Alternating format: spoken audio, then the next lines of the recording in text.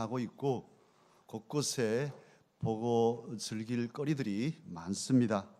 또 지자체들도 관광객을 유치하기 위해서 둘레길을 만들고 또 축제도 행사로 개설하고 그래서 사람들을 끌어모으려고 애쓰고 있습니다. 팔도가 다 축제 자리가 되는 그런 때이죠. 뿐만 아니라 우리를 중독시키는 것들도 만만치 않아서 중독에 젖어들면 거기서 헤어나오기가 쉽지 않은 실정입니다. 그런데 이렇게 현대 문명이 발전하면서 우리들이 바빠지고 속도가 빨라지는데요. 특히 이제 산업화도 4차 산업으로 진입하는 이런 과정인데요. 이런 과정에도 예배는 필요할까요? 정보통신이 융합되면서 이제 인공지능이 발전하고 로봇 문명이 또 계속 개발되고 자동차도 그냥 운전 안 해도 저절로 가고 이런 시대가 이제 곧 열려지지 않습니까? 이런 때에도 예배를 드려야 될까? 예배란 고대의 1차 산업시대에 이리야 하고 소몰고 쟁기질 나가고 또 여유 있으면 농한기 때 제사 드리고 즐거워하면서 그런 때 드리는 예배이지, 오늘 이 21세기 첨단 과학의 시대에 예배가 필요한 건가 하고 물을 수 있습니다. 그런데 오늘 하나님의 말씀은 바울 사도님을 통해서 우리에게 선포됩니다.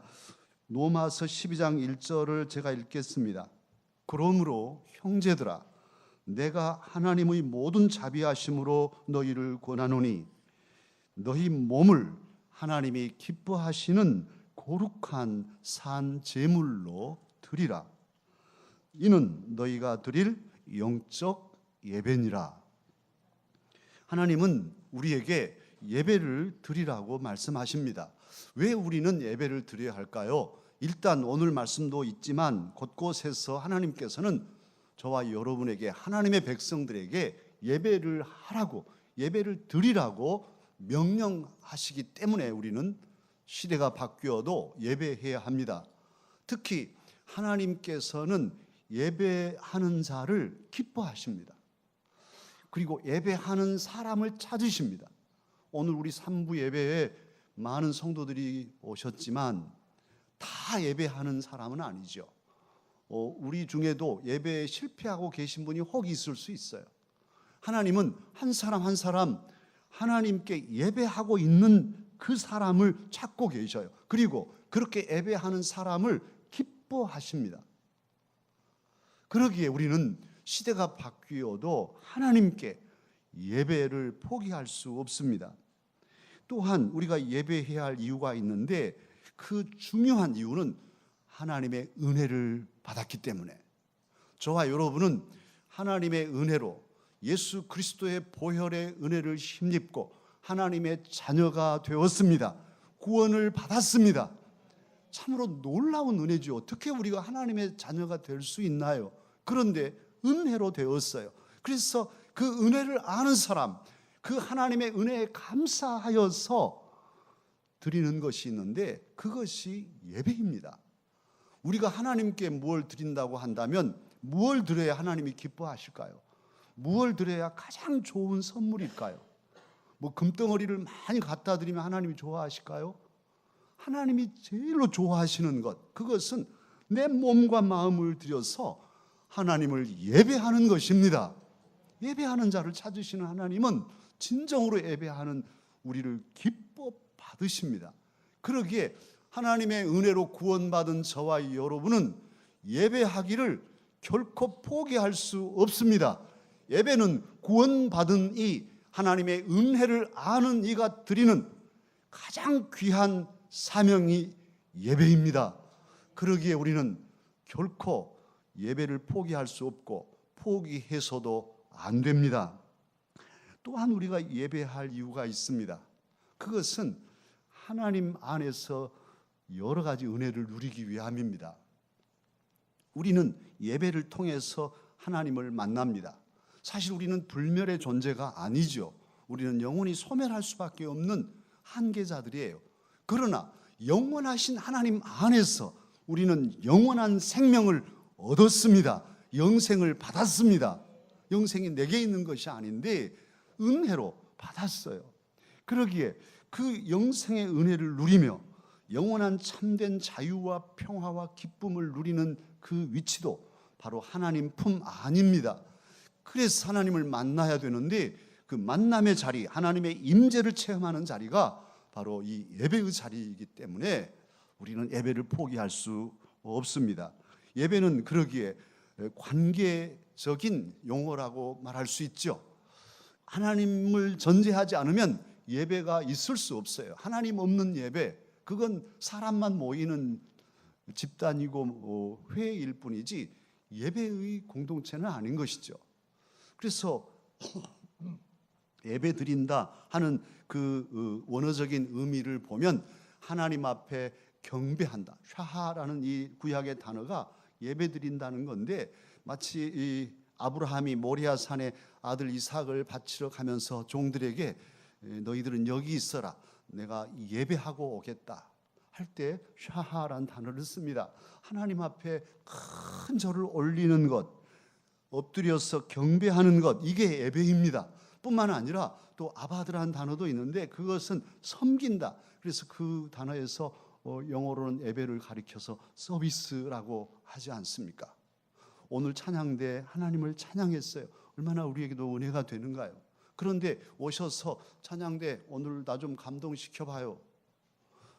또 담임 목사님 설교 나 한번 감동시켜봐요 하고 앉아있다면 여러분은 예배자가 아니고 그냥 돈 주고 영화관에 가서 어느 또 음악관에 가서 음악당에 가서 연주 듣는 사람이지 예배자는 아닌 거예요.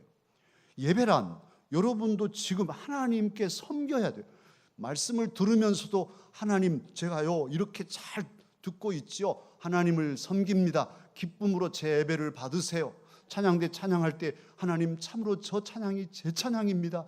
저도 하나님 목소리가 좋지 못해서 찬양대는 아니지만 제 마음이 저 마음입니다. 받으세요 하고 섬기는 그 태도, 그 자세가 예배의 자세입니다. 그렇게 하라는 거예요. 그렇게 섬기는 것이 예배입니다. 오늘 로마서 12장 1절에서도 영적 예배라, 합당한 예배다 할 때 이 예배, 이 헬라어 나트레이아 이 단어도 섬긴다, 봉사한다 그런 뜻이에요. 하나님께 네 몸으로 봉사해라.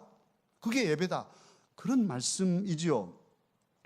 우리가 그렇게 하나님을 잘 섬기고 엎드려 절하는 마음으로 부모님들께 세배 드리듯이 정성으로 하나님을 섬기면 하나님께서도 우리를 섬겨주십니다. 이미 우리 주 예수님께서는 하늘 보좌를 버리시고 우리를 섬기러 내려오셔서 우리의 모든 죄를 사하시고 우리로 하나님의 자녀가 되게 하셨습니다. 그런데 그 은혜에 감사해서 우리가 오늘 또 예배로 하나님을 높이고 섬기면 성부, 성자, 성령, 성삼위 하나님께 온 마음을 다해서 예배로 섬겨드리면 하나님께서 예배를 통해 우리를 위로하시고 말씀을 통해 힘을 주시고 또한 우리를 치료하시고 우리의 앞길을 열어서 걸음걸음 인도하여 주십니다. 하나님의 은혜를 이 예배의 자리에서 우리는 풍성하게 받게 됩니다. 그러면 이 귀한 예배를 우리가 어떻게 드려야 하나님이 기뻐 받으시는 예배가 될까요? 오늘 본문은 뭐라고 우리에게 가르쳐 줍니까? 하나님께서는 바울 사도님을 통해서 우리가 어떻게 예배할지를 알려주셨어요. 오늘 1절에 보면 몸으로 드리라는 거예요. 몸으로 거룩한 산 제물을 드려서 예배하라 그렇게 말씀하십니다. 우리의 몸이 참 신비하지요. 우리는 인생을 몸으로 삽니다. 그냥 우리는 캡슐에 들어가 있고 이렇게 생각으로 뭐 어디 가고 이렇게 그건 삶이 아니잖아요. 그냥 시장에도 콩나물 사더라도 가서 콩나물국을 끓이려면 또 뭐 이렇게 다 이 몸으로 해야 돼요. 삶은 몸으로 사는 것이에요. 그리고 우리 몸에는 살아온 흔적들이 다 새겨져 있어요. 저에게도 새겨져 있습니다. 뭐 이런데 흉터들이 왜 생겼는지 다 생각이 나요. 어린 시절에 매미 잡다가 또 미끄러져 가지고 무릎에 골마 가지고 수술해서 저는 왼쪽 무릎에 흉터가 있어요. 그 여름에 매미 잡다가 매미가 어떻게 나를 유혹하든지 안 잡을 수가 없어서 잡다가, 여러분도 다 그런 뭔 흉터들이 있을 거예요. 풀베다가 손 베시고 또 가족들 맛있는 음식 만들어 먹이려고 바쁘게 하시다가 또 손도 상하시고 그래서 흉터가 남아있고, 또 우리 남자분들 가족들 먹여 살리느라고 애쓰고 힘쓰다가 허리가 삐끗하더니만 또 디스크가 나갔다고 그러고, 비만 오려고 하면 막 몸이 두드러 몽둥이로 맞은 것처럼 아프시기도 하고, 뭐 이런 다 흔적들이 몸 안에 있습니다. 살아온 흔적입니다. 그런데 오늘 저와 여러분이 예배를 드리는데 몸으로 드린다는 거예요. 오늘 말씀을 쓰고 있는 바울 사도님도 예수님의 사람이 된 후로는 그 몸을 드렸습니다.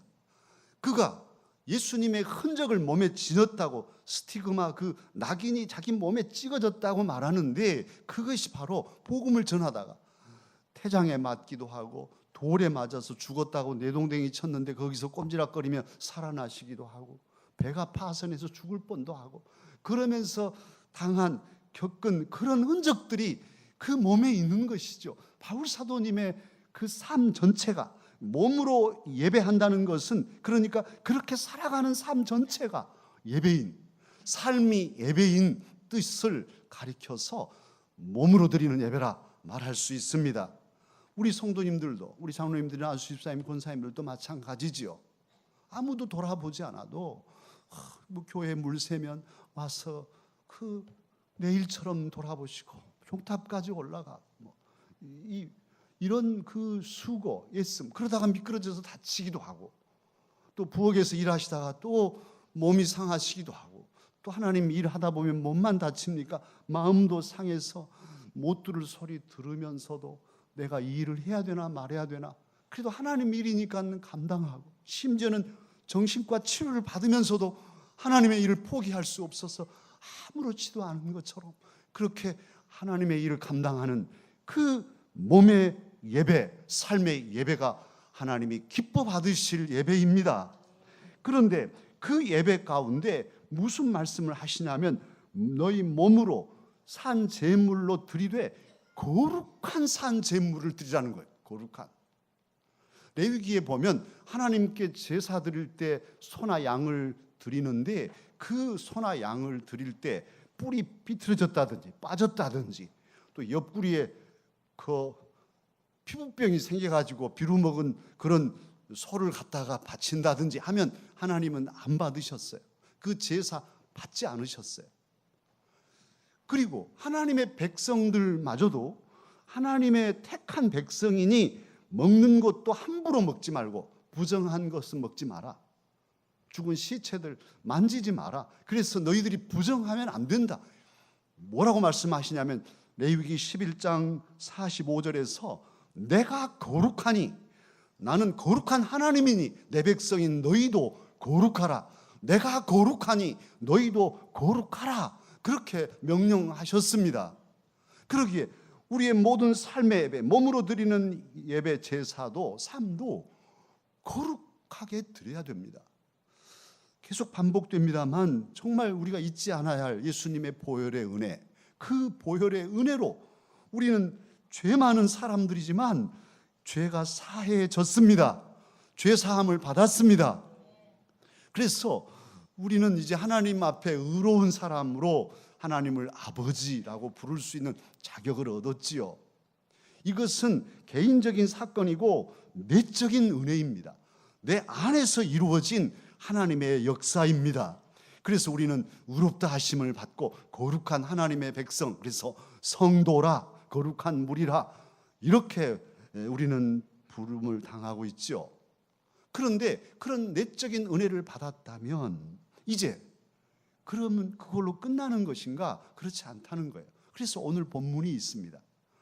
우리가 다 예수님의 보혈의 은혜로 내적인 은혜를 받고 하나님의 사람이 되었다면, 그래, 너의 안에 있는 그 의, 하나님이 허락하신 의, 하나님이 깨끗하게 죄를 사해 주시고 거룩하게 하신 너의 거룩성을 이제 비로소 밖으로 내놔라, 내놓고 살아라. 그런 말씀이에요. 그것을 몸으로 나타내며 살아야 되는데 그게 바로 예배다, 그런 말씀입니다. 사랑하는 강석가족 여러분, 저와 여러분이 내적으로 거룩하게 되고 의롭게 되었으므로 거기서 멈추지 않고 이제 이 몸을 가지고 우리 안에 있는 주님의 은혜, 그 거룩함과 의를 우리의 삶에서 말로 행동으로 표현해내며 살아가십시다. 그게 삶이요, 그게 삶의 예배인데요, 한 가지는 그렇게 삶의 예배를 드리면서 주님을 위해서 땀 흘리고 수고하고서는 그 수고에 흠집이 생길 때가 적지 않습니다. 기껏 땀 흘려 수고하고 애쓰고서는 하나님을 원망하고 사람을 불평하고 또 반대로 자랑하거나 그리고 또 하나님의 일을 하다가 싸우거나 이런 일들이 많습니다. 그건 하나님께 드리는 예물이 우리의 삶인데 그 예물에 금을 긋게 하는, 상처를 주는, 흠집을 내서 거룩하지 못하게 만드는 우리의 병폐일 수 있어요. 그러기에 우리가 하나님께 드리는 헌신, 우리가 하나님을 위해서 수고하는 모든 수고, 또 우리의 삶 전체가 가정에서나 교회에서나 직장에서나 흠 없는 거룩한 산 제물이 되도록 힘써야 하겠습니다. 그러면 몸만 드리면 다 되는가요? 그렇지 않습니다. 오늘 본문에서는 2절을 붙여놓고 있습니다. 2절에서는 이 세대를 본받지 말고 오직 마음을 새롭게 하여서 이제 산 제물로 예배를 드리라, 그런 말씀이지요. 1절에 맞물려 있으니까 변화를 받으라, 이것은 트랜스폼인데요, 그 폼을 바꾸라는 거예요. 지금까지 있는 마음의 그릇, 형태, 또 마음의 질, 그러니까 형질을 바꾸고 형태를 바꾸라는 거예요. 마음의 성질을 바꾸고 마음의 그릇, 크기 또는 그 모양, 이런 것들을 완전히 바꾸라. 세상 모양으로, 세상 형질로 가지 말고 그리스도 것으로 바꾸어서 그렇게 변화된 마음으로 거룩한 산 제물로 하나님께 예배를 드리라, 그런 뜻입니다. 하나님께서는 저와 여러분의 마음을 보십니다. 하나님께서는 저와 여러분의 마음을 원하십니다. 너의 마음을 내게 달라, 그렇게 원하셔요. 예수님 계실 때 예수님께서 그 온유하신 분이 와 있을진저 하고 저주를 내렸던 사람들이 바리새인입니다. 그런데 바리새인들이 어떻게 살았습니까? 일주일에 2번씩 금식하고 11조 꾹꾹 바치고 거리에서도 손 들고 기도하고 말씀 감아가지고 늘 말씀 품고 사는 외식하는 바리새인인데 외형적으로는, 겉모습으로는 누구도 따를 수 없는 철저한 신앙의 모습을 갖추었습니다. 그런데요, 그게 잘못된 게 아니라, 그런데 그 안에 마음이 없었습니다. 하나님께 드리는 예배는 있는데 마음은 없었어요.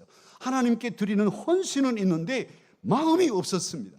그러니 주님이 그 예배를 받지 않으시고 화 있을진저, 이렇게 아주 정말 안타깝지만 그렇게 주님께서 저주할 만큼 그들은 주님의 버림을 받은 것이죠. 하나님께서는 이 시간도 저와 여러분의 마음을 원하십니다. 너의 마음을 내게 달라.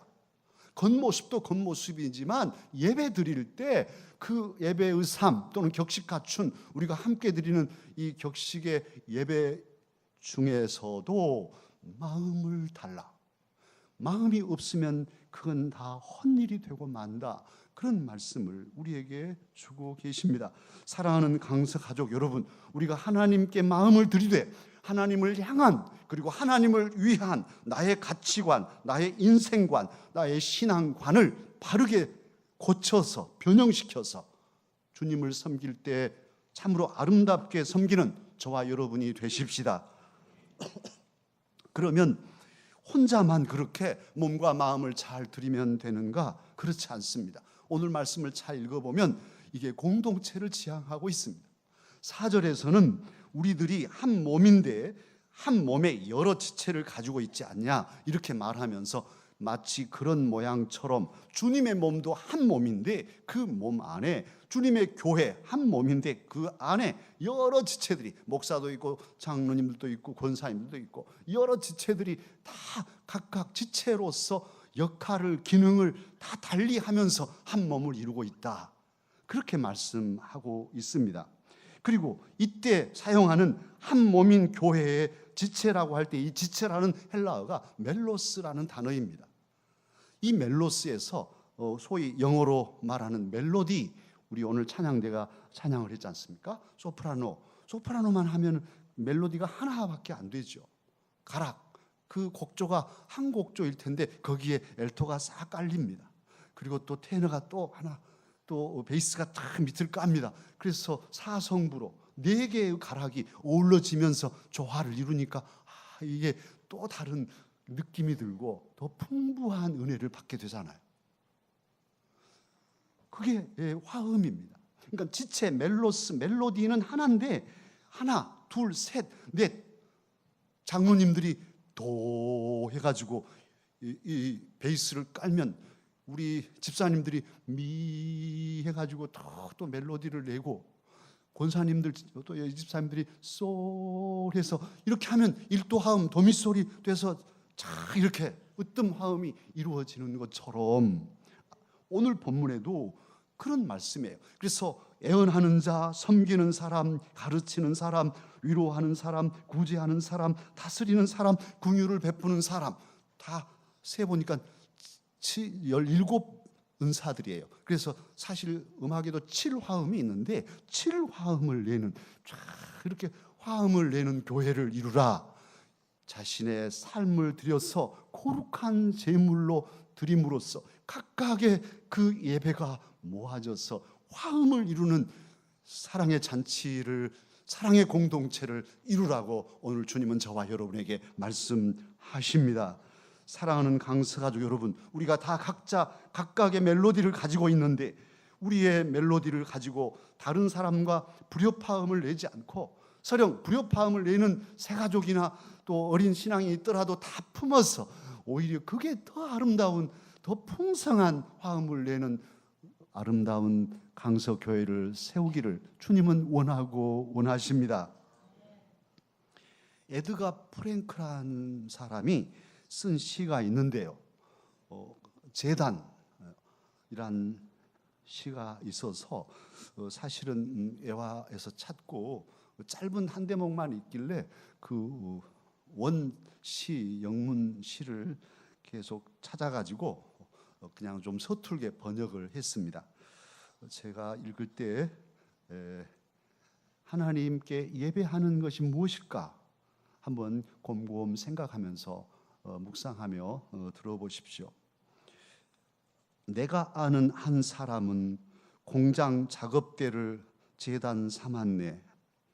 또 한 사람은 그의 상점 계산대를 희생과 거룩한 사역의 자리로 바꿨네. 다른 한 사람은 자기 사무실 책상을 설교하고 글을 쓰는 강대상으로 바꾸어서 흔한 개인 일들을 왕의 일이 되게 하였네. 우리 중 한 마르다는 그녀의 부엌 조리대를 성찬 식탁을 삼았고, 한 우체부는 날마다 우편물 배달하는 일을 하나님 성전에서 산책하는 일로 삼았네. 각자 다른 일, 개인적인 일터, 평범한 처지로 인생 길섭의 성전을 삼았네. 사랑하는 강사 여러분, 우리가 인생길을 갑니다. 여러 가지 다양한 직업을 가지고 또 주님을 섬겨도 다양한 직분과 또 일을 감당하면서 인생길을 가지요. 그런데 하나님께 예배드리는 것은 꼭 이렇게 성전에 모여서만 드리는 것이 예배가 아니라, 이것도 예배지만, 정말 중요한 예배지만, 바로 내 가정에서 가족들을 위해서 음식을 짓는 그 식탁이 바로 성찬상이 될 수 있고, 우리가 일하는 일터에 바로 그 책상이 하나님의 말씀을 증거하는 강대상이 될 수 있다는 시입니다. 사랑하는 강서가족 여러분, 참으로 오늘 말씀을 마음에 품고 우리의 몸으로 그리고 우리의 마음으로 새롭게 해서 거룩하게 구별되게 하나님께 전심으로 온 마음과 온 몸을 들여 예배하는 하나님의 사람들이 되십시다. 예배가 무너지면 다 무너집니다. 천만금을 쌓고 아무리 높은 성을 쌓아도 예배가 무너지면 인생 근본이 무너져 버립니다. 그러나 어떤 경우에도 예배가 살아있는 사람은 하나님께서 결단코 그를 무너지지 않게 지켜주실 것입니다. 그 믿음을 가지고 나의 예배가 살도록, 목사님 저도 마찬가지입니다. 여러분은 이렇게 예배 인도하고서 내 예배가 무너지면 어떻게 되겠습니까? 나의 예배가 살도록 전심전력하고 또 함께 연합하여서 아름다운 교회를 세워가는 저와 여러분이 되기를 주님은 원하십니다. 이제 그 마음을 품고 함께 찬양하겠습니다. 기도하는 마음으로, 찬송은 곡조 붙은 기도라고 하지 않습니까? 하나님, 제 완전하신 주님 앞에 나를 인도해 주십시오. 모든 일 주님께 영광 돌려서 경배합니다. 이제 예배하며 살겠습니다. 다짐하는 마음으로 찬양하십시다.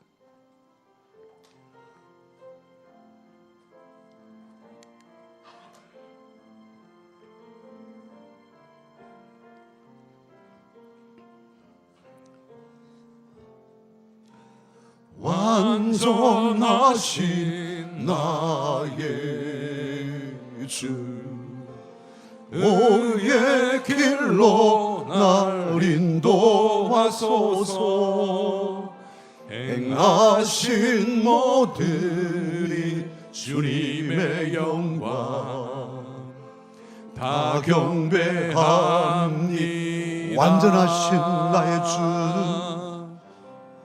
완전하신 나의 주, 의의 길로 날 인도하소서. 아멘. 행하신 모든 일 주님의 영광 다 경배합니다. 예배합니다. 찬양합니다. 주님만 날 다스리소서. 예배합니다. 찬양합니다. 주님 홀로 높임 예배합니다. 받으소서. 찬양합니다. 예배합니다. 찬양합니다.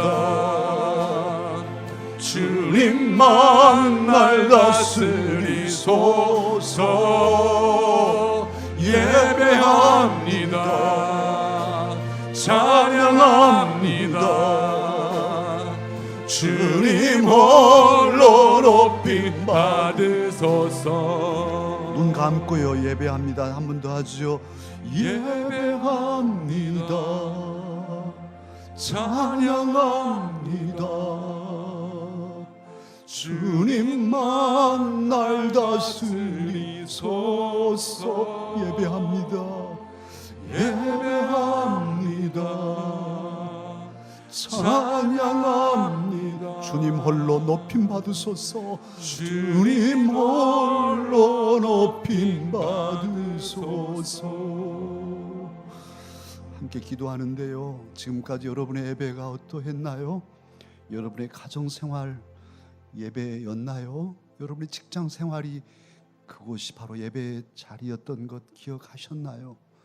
하나님 앞에 우리의 부족한 예배의 태도와 삶을 고백하고 주님께서 이제 도와주셔서 가정에서 또 교회에서 직장에서 시장에서 거리에서 전철 안에서 나의 모든 삶이 예배가 되게 살겠다고 성령님 도와주셔서 그렇게 거룩한 산제물로 드려지게 해주시라고 이 시간 간절하게 기도하십시다. 예배가 살아야 내가 살 수 있고 내가 살아야 가정을 살리고 교회를 세우며 나라를 든든히 세울 수 있습니다. 다 함께 기도하겠습니다. 은혜로우신 아버지 하나님, 이 시간 주님 앞에 간구합니다. 우리의 예배의 태도와 우리의 마음가짐과 그동안의 삶들을 점검하며 하나님께 도우심을 간구합니다. 가정에서 가정생활 자체가 예배라는 사실을 기억합니다. 아버지 하나님, 말에나 행동에나 생각까지도 온 가족들을 사랑하며 품고 예배자로 승리하기를 원합니다. 성령님 도와주옵소서. 아버지 하나님, 전에 나와서 예배하며 또 여러 가지로 봉사하는 일이 하나님을 섬기는 예배임을 또 기억합니다. 오 주님의 자녀들이 또 이렇게 고백하며 주의 도우심을 간구하오니 도와주옵소서. 이 부족한 종도 평생 아버지 목사로서 앞장서서 예배의 승리자 되기를 원합니다. 하나님께 드리는 나의 예배가 무너지지 않게 도와주옵소서. 아버지, 우리 사랑하는 자녀들과 예배가 승리하기를 원합니다. 하나님 앞에 온전한 예배를 드려서 승리하여 주옵소서. 아버지, 우리 모든 강사역들을 사랑하사 품에 안아주시고 세상에 나가서 직장생활하며 힘들고 어렵지만 그것이 예배의 자리임을 기억하고 하나님을 섬기는 마음으로 온전히 하나님 성실함으로 헌신하여서 많은 사람들에게 선한 영향력을 끼치며 구원의 역사를 이루게 하여 주옵소서. 시장에서, 거리에서, 전철에서 차를 운행할 때 하나님, 그곳이 나의 예배 자리임을 잊지 않게 하시고 하나님을 높이며 하나님을 경외하는 산제물이 되게 하시고 거룩한 산제물로 몸과 마음을 드릴 수 있게 하옵소서. 아버지, 귀한 자녀들 이 시간 간절히 간구하오니 그 마음을 헤아리시고 하나님 위로하여 주시며 온전한 예배자로 세워주옵소서. 축복합니다. 축복합니다. 축복합니다. 강복하여 주시고 은혜를 주옵소서. 은혜를 주옵소서. 믿습니다. 아버지 하나님 주시옵소서. 감사드리며 주님을 기도합니다. 날 다스리소서. 예배합니다. 찬양합니다. 주님 홀로 높임 받으소서. 예배합니다. 찬양합니다. 오 주님, 주님만 날 다스리소서. 예배합니다. 찬양합니다.